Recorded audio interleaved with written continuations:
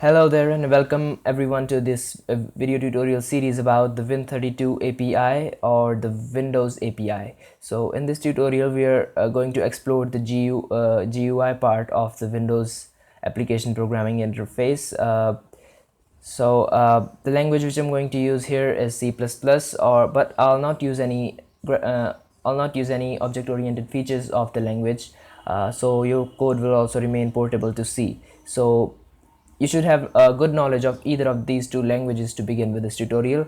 And if you've used other APIs like WinForms or WPF or Qt, so this tutorial will be a little bit easier for you then, but this is a lower level API, so it will not be as easy as the modern APIs that you use.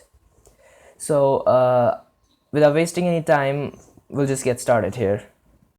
So I am using code blocks as the IDE here, but you can also use Visual C++ or any other IDE. You can use any of the compilers like the GCC compiler or the VC++ compiler provided by Microsoft. I do not think you'll have any conflicts. And so if you're using command line compiler, then you just compile your application as any other console application. You do not need to link any additional libraries, so just compile your file as you compile any other application. And then in the code blocks now here we actually have an option for the Win32 GUI project. It contains all the template code by default, but you can also go with the console application because it does not contain any additional linking libraries to be linked. So it is pretty much the same thing except the template code. So it does not really make any difference you choose either one of them. So I'll use C++ as the language and project title.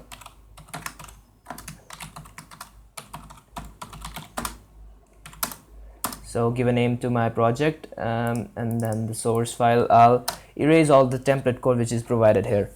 And now comes the include files for the Windows API. So you just need to include the windows.h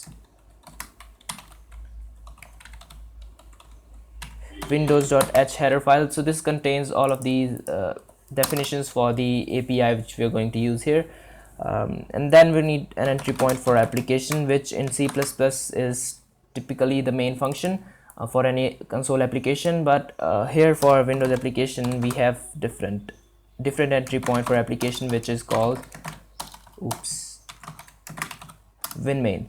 So it takes a set of arguments, and before you supply the arguments you need to know that it takes a calling convention which is win API.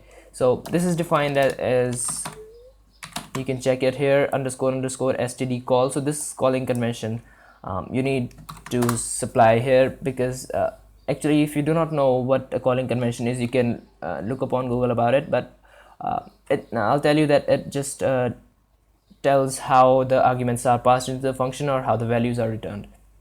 That's all you need to know, and you should just keep it here. It needs to be here. And then the function winmain, this is the entry point, and it takes a set of arguments. You just copy all of them as it is. I'll explain them in a while.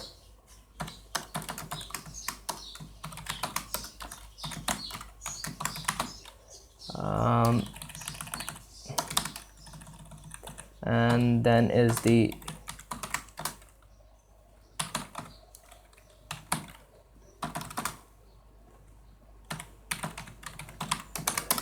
so this is the entry point of our application, and let's return some value out of it because the return type is integer.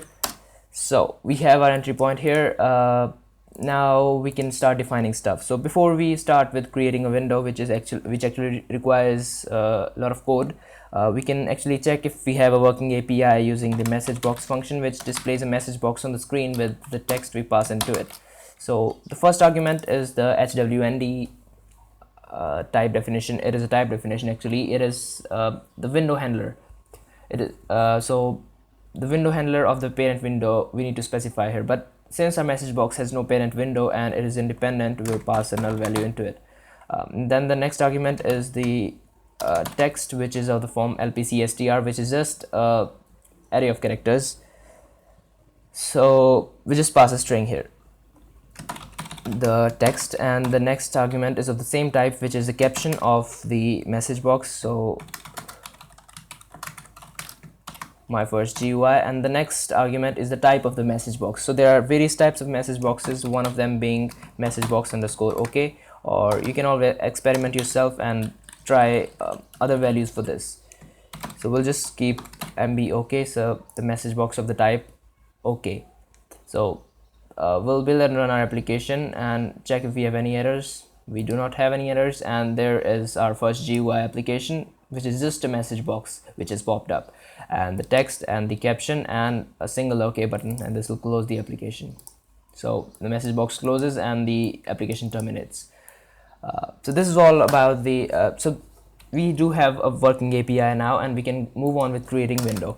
So before that, I'll explain the arguments passed into the win main function. So first argument is the h instance. So this is the instance of our application, instance of the application. So you can just think of it as an ID for our application, which is passed by the operating system. So we actually ask the operating system tells us the instance of our application.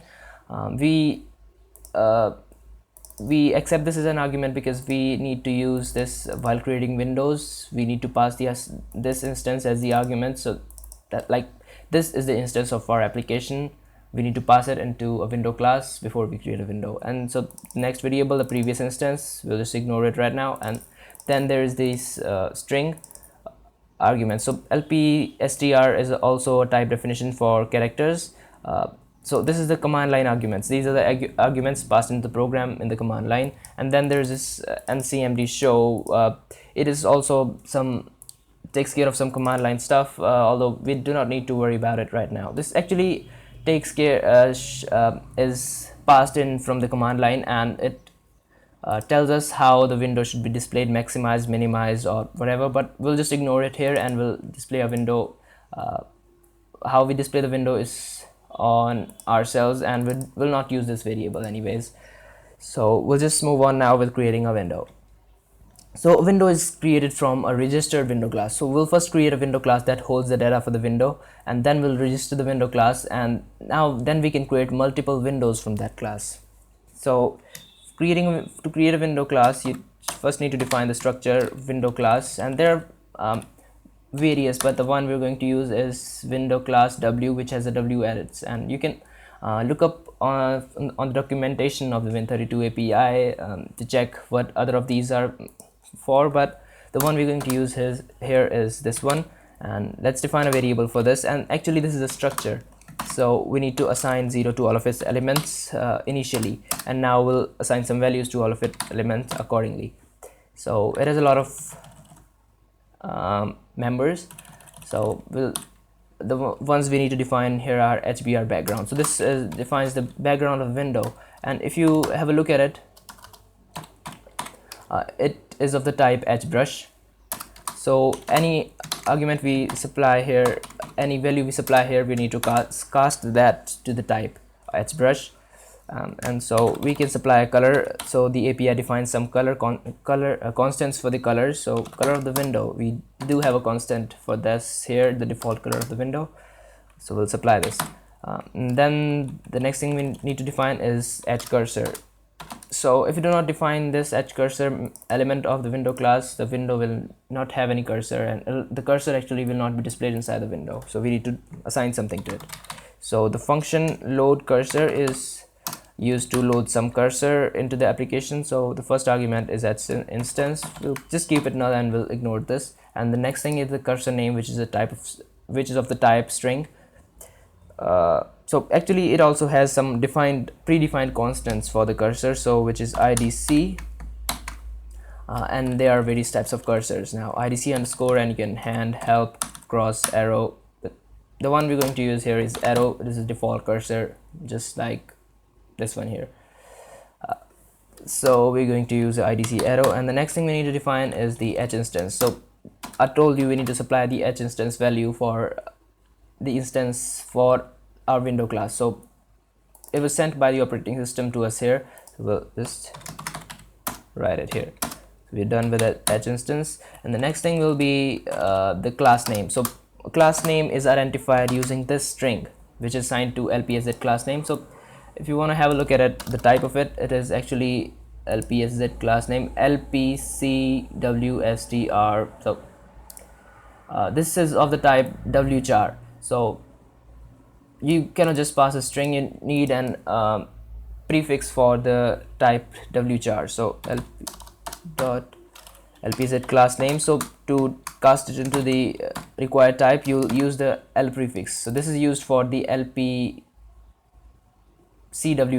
You just need to remember it. So wherever you use this type, use this prefix. And now we can give a name to class, my window class. So you need to remember this string because this class will be identified using this. So whenever we need to create a window from this class, we need to know what class it belongs to. So this is actually the basic identifier for our class. And then there is another thing, which is the window procedure. So this is actually part of the event driven programming system. In the event driven programming system, if you do not know how that works, there is a window procedure which takes care of all the tasks that a window has to perform, and there is a message loop. So whenever you interact with the window, like you press a button, a message is sent to the message loop, and the message loop processes the message and sends the message to the window procedure now, which and the window procedure takes care of the message and takes the required action on the window. So we need to define a procedure for this window class. So which function will be used as a procedure? So we need to define the function down here. So we'll just declare the function here, we'll define it later. So the function has to be of specified type. So the type should return L result, and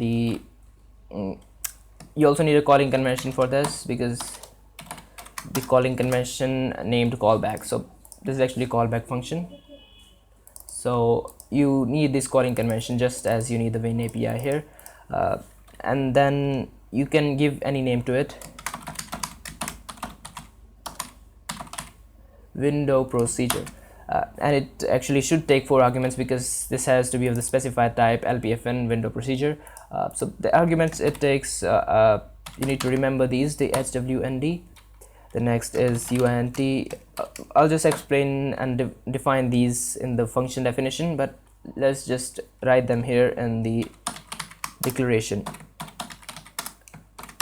So we actually do have a declaration for the function here, and now we'll assign this window procedure. So this window procedure is the procedure for our window, so it takes care of all the messages.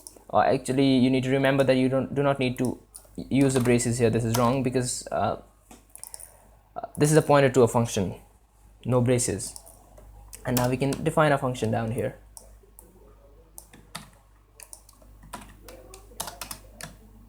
So I'll name all the arguments here, hwnd. So this is the handler by which the message has been sent, by which window handler the message has been sent. So this just identifies the window handler. And then the unsigned integer, it is the message which has been sent, and there are some parameters which are also required in the processing of the messages. We'll actually do the message processing stuff later. And let's just move on here what we were doing. So we have actually registered all the values to the window class structure, and now we can register this window class so that it can be used to create windows. So we use the register class function for that. The one we're going to use is register class w, because this one also has a w at its end. You need to choose the right function actually. So register class w, we need to register the window class, and it takes argument of the type pointer, so we need to pass it as reference, and this function returns true or false depending on whether the registration was successful. So you can use an if block to check if the registration was successful, and if it was not, we'll just add a not operator here. Then we can return -1. So this will tell us that our application failed here. So if the registration failed, 1 will be returned out. So if the registration was successful actually, then we can create the window from our class. Create window W, similar one, W here too, and here. You need to choose the right functions. So now it takes a hell lot of arguments. The first one is the class name. So I told you that this class name is identified by this. So it has once been registered. Now you can create multiple windows from that class, and now we're going to create one. So first is the class name, from which class we want to create the window. So we want to create the window from my window class, which has been registered. And then there's the LP window name. It is also of the type LPC, the same type as the my window class. So you also need the L prefix here. So this string is actually the name of the window, which is displayed at the top of the window. So my window, and the next argument is the style of the window. So style of the window you have constants defined for it. So WS, which stands for window style, and there are different types of windows here. The one we're going to use is overlapped window. And we also need to use the visible here, because we need to make our window visible at first. So you'll use the binary OR operator to combine these two values, and we'll pass them together. So window is of the type overlapped and visible. And the next argument is the X and Y position of the window. You can use the you can assign the any position of the window. So this is the position of the top left corner of the window. So on the screen, actually, this is taken in pixels. So our window will be located at first at this position, 100, 100, and then the next two arguments are the height and width of width and height of the window. So we'll keep our window in square shape, and the width and height both will be 500, 500. And the next argument is the parent handler of the parent window. So this window is independent, and we do not have any handler to, so we'll pass the value null. And then there's this H menu. So this is not a menu, so we'll just ignore this and pass null. And then there is the H instance, so instance of the application. So for window class we have already set the instance, so we do not need to do this again, so we'll pass null again. And then there are some parameters, we'll also ignore this and pass null. So we have created the window, but this will not show up unless we run the window loop. I'll just told you about the event-driven programming, and we need a loop running, or else this window creation function, and then immediately after this application will exit, because there is no loop and this will not stay. So we need a loop. Of course we need a loop. So this is the message loops. It fetches the messages and processes them and dispatches them to the window procedure to be processed further. So the function which we are going to use here is get message to get the messages. So this function actually returns the message into a structure, message structure. So we need to first define the message structure here. You can check the type of it here, a variable, and we'll just assign 0 to all of its elements by initially. So the get message function there are several arguments actually. The first one is the message structure, into which the value is returned, so we'll pass it by reference and message structure. So all the messages are returned are set into this structure, and rest of the arguments, rest of the remaining 3 arguments, will not worry about, and set all of them to null. And while this get message function is true, until it keeps returning true, we'll keep our loop running, and it only returns false when you press the button or you give the exit command to your application, and then it returns false, and then the loop will break, and after that the application will terminate immediately.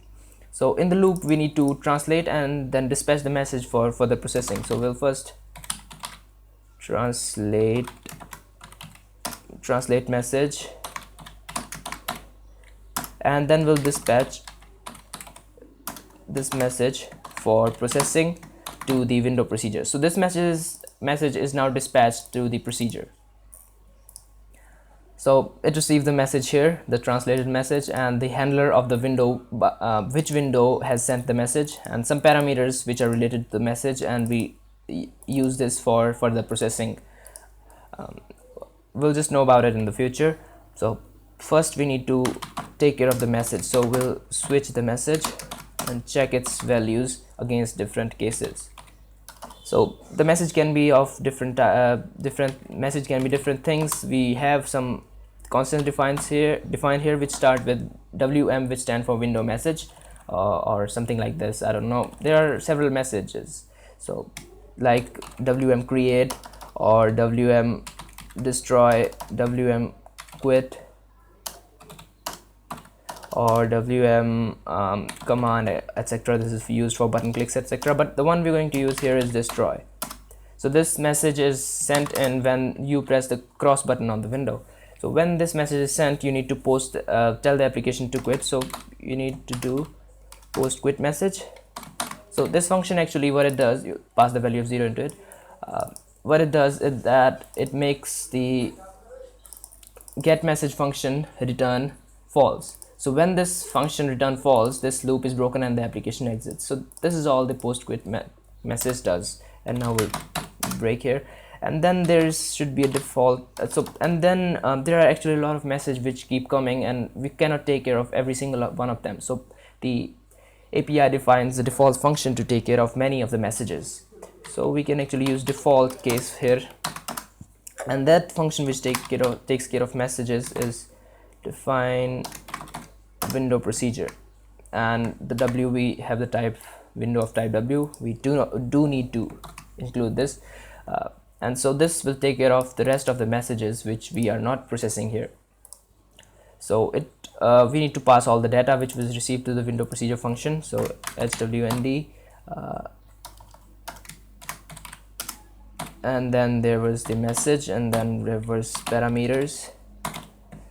So this function will take care of the rest of the messages, and the value returned by this function is usually returned by this callback. So let's just return any value returned by this function, and that value will be returned by the window procedure function, which will be taken care of by our processing loop or the API itself. So we do have our defined window procedure. So this is all for the code now, and we can now build and run our application. Let's check if we have any errors. So looks like we got one here. So I'll just go to the logs and check what it was.